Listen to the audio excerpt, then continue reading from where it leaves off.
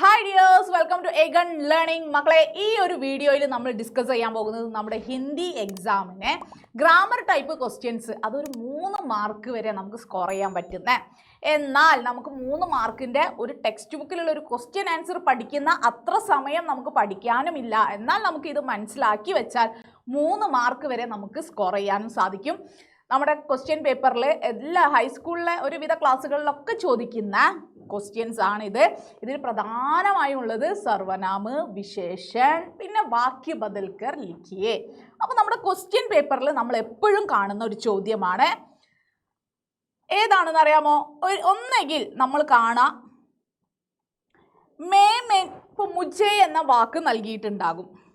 എങ്ങനെയാണ് എഴുതി കാണിക്കുക കേട്ടോ. मुझे में निहित सर्वनाम, मुझे में निहित सर्वनाम कौन सा है?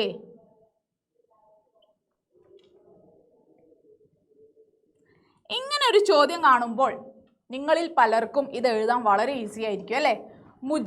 മുജയിലുള്ള സർവനാം മേ എന്നതിൽ നിന്നാണല്ലോ മുജേ എന്നാകുന്നത്. അപ്പം മേ ആണ് ഇതിൻ്റെ സർവനാമം എന്ന് നിങ്ങൾക്ക് കണ്ടുപിടിക്കാൻ വലിയ പ്രയാസമില്ല. അതുകൊണ്ട് തന്നെ നിങ്ങൾ എഴുതും മേ എന്ന്. എന്നാൽ എക്സാമിന് എപ്പോഴും ഇങ്ങനെ തന്നെ ചോദിക്കണം എന്നില്ല. ഒരു പക്ഷേ നിങ്ങൾക്ക് ഇതുപോലെ 4 ഓപ്ഷൻസ് നൽകിയിട്ടുണ്ടാകും. നമ്മുടെ ക്വസ്റ്റ്യൻ പേപ്പറിൽ ഇതുപോലെ 4 പരസർഗ് അല്ലെങ്കിൽ വികൽപ്പ് നൽകിയിട്ട് ചോദിക്കും. സഹി വികൽപ്പ് ചുൻകർ ലിഖേ. നേരത്തെ നമ്മൾ പറഞ്ഞു, നമ്മുടെ ഇതിന് മുന്നേ ഒരു വീഡിയോയിൽ നമ്മൾ വിഭക്തി പ്രത്യയം എന്ത് എന്ന് പറഞ്ഞിരുന്നു. അപ്പോൾ അത് തന്നെയാണ് നമ്മളിവിടെ ശ്രദ്ധിക്കേണ്ടത്. നമ്മുടെ സർവനാമം എന്ന് പറഞ്ഞാൽ നമുക്കറിയാലോ, പേരിന് പകരമായിട്ട് നമ്മൾ പ്രയോഗിക്കുന്ന മേ, തു, തും. എപ്പോഴും നമ്മളിങ്ങനെ പേര് തന്നെ റിപ്പീറ്റ് ചെയ്ത് പറയുമ്പോൾ ഭയങ്കര മുഷിപ്പാണല്ലേ. അപ്പോൾ അതിന് പകരം നമ്മൾ പറയും നീ, നിങ്ങൾ, ഞങ്ങൾ, അല്ലേ, അവർ എന്നൊക്കെ പറയും. അപ്പോൾ ഇങ്ങനെ പ്രയോഗിക്കുന്ന തു, തും, വഹ്, യഹ്, വേ, യേ ഒക്കെ എന്താണ്? സർവനാമങ്ങളാണ്. അപ്പോൾ ഈ സർവനാമങ്ങളെ നമ്മൾ അതുപോലെ തന്നെ പഠിക്കണം. പിന്നെ ഇനി ഈ സർവനാമം നമ്മുടെ വിഭക്തി പ്രത്യയവുമായി കൂടി ചേരുമ്പോൾ അതിന് മാറ്റം സംഭവിക്കും. ഇപ്പോൾ ഇവിടെ മേ എന്നതിനോടൊപ്പം കെ ചേർന്നപ്പോൾ എന്തായി? മുജേ എന്ന് വന്നു. ശ്രദ്ധിക്കണേ മക്കളെ, മേ പ്ലസ് കെ വന്ന്, ഇതൊരു ഓപ്ഷനാണ് കേട്ടോ. കെ വരുമ്പോഴല്ല മുജേ വരുന്നത്. ഇതിൻ്റെ ശരിയായ ആൻസർ പറയുന്നില്ല. അങ്ങനെയാണ് ഇവിടെ നിങ്ങൾക്ക് നൽകിയിട്ടുള്ള ഓപ്ഷൻ. അപ്പോൾ ഇതിൽ ശരിയായ സർവനാമം പ്ലസ് ശരിയായ വിഭക്തി പ്രത്യയം, ഇത് രണ്ടും ചേർന്ന് കിട്ടുന്ന ശരിയായ വികൽപ്പ് ഇതിൽ നിന്ന് നമ്മൾ തിരഞ്ഞെടുത്ത് എഴുതണം. ഇതൊന്ന് നോക്കി എഴുതേണ്ട താമസമേ ഉള്ളൂ നമുക്ക് 1 മാർക്ക് ശരിയായാൽ. അപ്പോൾ നമുക്കറിയാം മേ പ്ലസ് ക എന്ന് പറഞ്ഞാൽ മേര, മേ പ്ലസ് കെ എന്ന് പറഞ്ഞാൽ മേരെ, മേ പ്ലസ് കി മേരി. അപ്പോൾ ഇവിടെ ശരിയായ ആൻസർ എന്ന് പറയുന്നത് മേ പ്ലസ് കോ ആണ്. എന്താണ്? മേ പ്ലസ് കോ. അപ്പോൾ നമുക്ക് ഇതാണ് ഇവിടെ കറക്റ്റായ ആൻസർ, മേ പ്ലസ് കോ. ഇനി ഇവിടെ തന്നെ മുജേ എന്ന് കൂടാതെ മുജ്കോ എന്ന് കൂടി വരും. അപ്പോൾ അതിൻ്റെ ഒരു ടേബിൾ ഞാൻ നിങ്ങൾക്ക് നൽകുന്നുണ്ട്. സർവനാമവും വിഭക്തി പ്രത്യയവും തമ്മിൽ കൂടി ചേരുമ്പോൾ വരുന്ന മാറ്റങ്ങൾ, അത് നിങ്ങൾ നന്നായിട്ട് ശ്രദ്ധിച്ച് പഠിച്ചിട്ട് വേണം എക്സാമിന് പോകാൻ. അപ്പോൾ അതുപോലെ തന്നെ വരുന്ന മറ്റൊരു ചോദ്യമാണ് വഹ് പ്ലസ് കെ. അപ്പോൾ ഈ ചോദ്യത്തിൽ നമ്മളോട് ഉദ്ദേശിക്കുന്നത് ഇതാണ്, വഹ് പ്ലസ് കെ വരുമ്പോഴാണോ ഉസ്കോ എന്ന് വരുന്നത്? വഹ് പ്ലസ് കോ വരുമ്പോഴാണോ? ഇനി അതല്ലെങ്കിൽ വേ പ്ലസ് കെ ആണോ? വേ പ്ലസ് കോ ആണോ? ഇതിൽ നമ്മൾ കറക്റ്റായിട്ട് എടുത്ത് എഴുതണം. അപ്പോൾ വഹിനോട് മാറ്റം വരുമ്പോൾ നമുക്കറിയാം ഉസ്സാവും അല്ലേ. അപ്പോൾ വഹ് പ്ലസ് കോ ആണ് ഉസ്കോ. അപ്പോൾ ഇതാണ് നമ്മുടെ നേരത്തെ പറഞ്ഞിരിക്കുന്ന ആ ഒരു ടേബിൾ. ഇവിടെ ഇങ്ങനെ നിങ്ങൾക്ക് എന്ത് നൽകിയിട്ടുണ്ട്? താഴോട്ട് സർവനാമം നൽകിയിട്ടുണ്ട്. മേ, തു, വഹ്, യഹ്, വേ, യേ, കോൻ, ഏകവചനം, ബഹുവചനം, കോയി, ജോ. അപ്പോൾ ഇത്രയും സർവനാമങ്ങൾ പഠിക്കാം. ഈ സർവനാമത്തിനോട് മേയോടൊപ്പം നെ ചേരുമ്പോൾ മേനെ, മേ പ്ലസ് കോ, മുജ്കോ, മുജേ. കണ്ടോ, ഈ കോ വരുന്നത് എപ്പോഴും കൺഫ്യൂസ് ചെയ്യിക്കും. മുജേ എന്നും വരും, മുജ്കോ എന്നും വരും. ഇനി വഹ് നോക്കൂ, ഉസ്കോ എന്നും വരും, ഉസേ എന്നും വരും. അപ്പോൾ നമുക്ക് പെട്ടെന്ന് നിങ്ങളുടെ മൈൻഡിൽ ഉണ്ടാവുക ഉസ്കോ എന്നായിരിക്കും. ഈ ഉസേ എന്ന് വരുമ്പോൾ നിങ്ങൾ തന്നെ ഇങ്ങനെ ചിന്തിക്കും, അത് തെറ്റല്ലേ, ഉസ്സേ അല്ലല്ലോ ഉസ്കോ അല്ലേ. പക്ഷേ ഇങ്ങനെ 2 വാക്ക് ആൻസർ നമുക്ക് ഇതിനുണ്ട് എന്ന കാര്യം നിങ്ങൾ പ്രത്യേകം ശ്രദ്ധിക്കണം. എല്ലാത്തിലും ഈ കോ വരുന്നത് കുറച്ചൊരു പ്രശ്നമാണ്. ബാക്കി നോക്കൂ, മുജ്സെ. ഇനി കാ ചേരുമ്പോൾ മേര, തേര, മേരെ, തേരെ. അപ്പോൾ ഈ ഒരു ടേബിൾ നിങ്ങൾ നന്നായിട്ട് പഠിച്ചു വെക്കുക. മേരി, തേരി, ഇതിൽ വരുന്ന മാറ്റം നിങ്ങൾ നന്നായിട്ടൊന്ന് വായിച്ചു നോക്കിയാൽ തന്നെ മനസ്സിലാകുന്നതാണ്.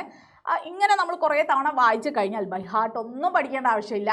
കുറച്ചൊന്ന് വായിച്ചു നോക്കിയാൽ തന്നെ നിങ്ങൾക്ക് എക്സാമിന് ഇത് കാണുമ്പോൾ ഈ ഒരു ക്വസ്റ്റ്യൻ കാണുമ്പോൾ നിങ്ങൾക്ക് വേഗം ആൻസർ ചെയ്യാൻ വേണ്ടി പറ്റും. ഇനി നമുക്ക് വരുന്ന മറ്റൊരു ചോദ്യമാണ് വിശേഷൻ. വിശേഷൻ എന്താണ്? വിശേഷൻ ഏതെങ്കിലും ഒരു വസ്തുവിനെ അല്ലെങ്കിൽ ഒരാളെ നമ്മൾ അതിൻ്റെ പ്രത്യേക ഒരു ക്വാളിറ്റി എടുത്ത് പറയുമ്പോൾ അല്ലേ, നമ്മൾ പറയും. ഇപ്പം നമ്മളൊരു ഹോട്ടലിൽ കയറി, അപ്പോൾ നമ്മൾ ഒന്നെങ്കിൽ തണുത്ത വെള്ളം ഉണ്ടോ, അതല്ലെങ്കിൽ ചൂടുള്ള വെള്ളം ഉണ്ടോ, അതല്ലെങ്കിൽ നോർമൽ വാട്ടർ ഉണ്ടോ, എന്തെങ്കിലും ഒന്ന് അതിൻ്റെ ഒരു ക്വാളിറ്റി അവിടെ പറയും അല്ലേ. അതാണ് നമുക്ക് എന്താണോ ആവശ്യം അതിനെ ഒന്ന് വിശേഷിപ്പിക്കുന്നു അല്ലേ. ടണ്ട, ഗരം, ഇതൊക്കെ എന്താണ്? ഗരം പാനി. ഇസ്മേ വിശേഷൻ ശബ്ദ കോൺസാ ഹെ എന്ന് ചോദിച്ചാൽ നമുക്ക് എഴുതാൻ പറ്റും എന്താണ്? ഗരം. ഗരം പാനിമേ വിശേഷൻ ഏതാണ്? ഗരമാണ്. അപ്പോൾ ഇതിനെന്ത് പറയും? ഇത് വിശേഷൻ, ഇത് വിശേഷി എന്ന് പറയും. എന്തിനെയാണോ വിശേഷിപ്പിക്കുന്നത് അതാണ് വിശേഷി. ഇനി നമ്മളോട് ഇവിടെ ചോദിക്കുകയാണ് അക്കേലി ആവാസ് എന്നൊരു വാക്കാണ്. അക്കേലി ആവാസ്, ഇതിൽ ഏതാണ് വിശേഷൻ? അപ്പോൾ നമ്മൾ വേഗം എടുത്ത് എഴുതുന്നു. എന്താണ് ആൻസർ? അക്കേലി. ഇങ്ങനെ നമുക്ക് പഠിക്കാനുള്ള നമ്മുടെ കവിതയിൽ നിന്ന് നമുക്ക് ഇതുപോലെ വിശേഷണം ചോദിക്കാം. അതല്ലെങ്കിൽ ചാപ്റ്ററിൽ നിന്ന് ഒരു വേർഡ് അണ്ടർലൈൻ ചെയ്തുകൊണ്ട് അല്ലെ, പ്രയോഗിക്കുന്ന വാക്ക് എടുത്തിട്ട് ഏതെങ്കിലും ഒരു സെൻറ്റൻസിൽ നിന്ന് അണ്ടർലൈൻ ചെയ്ത വാക്കിൽ നിന്നും ഏതാണ് വിശേഷൻ പദ് എന്ന് ചോദിച്ചാൽ നമുക്ക് അതിൽ നിന്ന് കറക്റ്റായത് നിങ്ങൾ എടുത്തെഴുതണം. ഇപ്പം ഞാൻ പറയാണ് ചോട്ടി ലടുക്കി.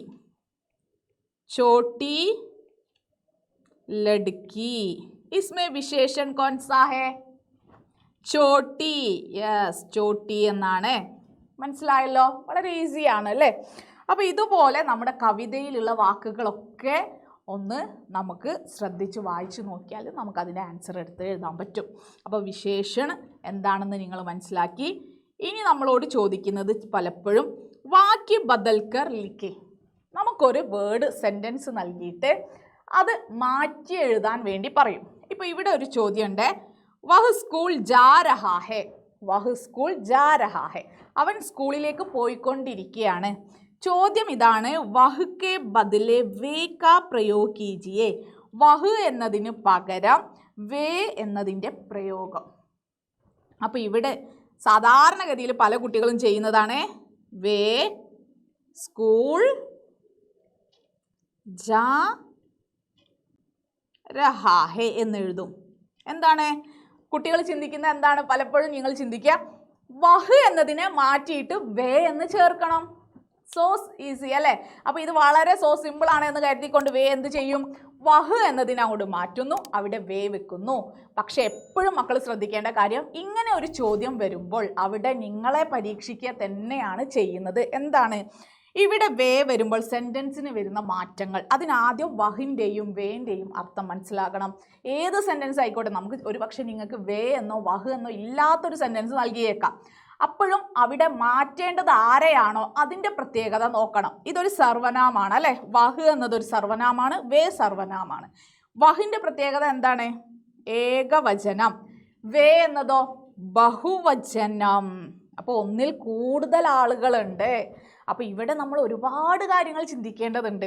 ടെൻസ് ചിന്തിക്കണം, ഇത് സിംഗിൾ ആണോ പ്ലൂരൽ ആണോ എന്ന് നോക്കണം. അപ്പോൾ ഇവിടെ ഏകവചനമാണ്, ഇത് ബഹുവചനമാണ്. അതുകൊണ്ട് തന്നെ സ്കൂൾ ജാ എന്നതിൽ ഒരു മാറ്റവും വരുന്നില്ല. ഇവിടെ രഹ എന്നത് എന്താകുന്നു? വേ എന്നായതുകൊണ്ട് തന്നെ രഹാ ഹേ എന്നത് രഹേ ഹേ എന്നാകുന്നു. എന്താകുന്നു? രഹേ ഹേ എന്നായി മാറുന്നു. അപ്പോൾ ലടുക്കി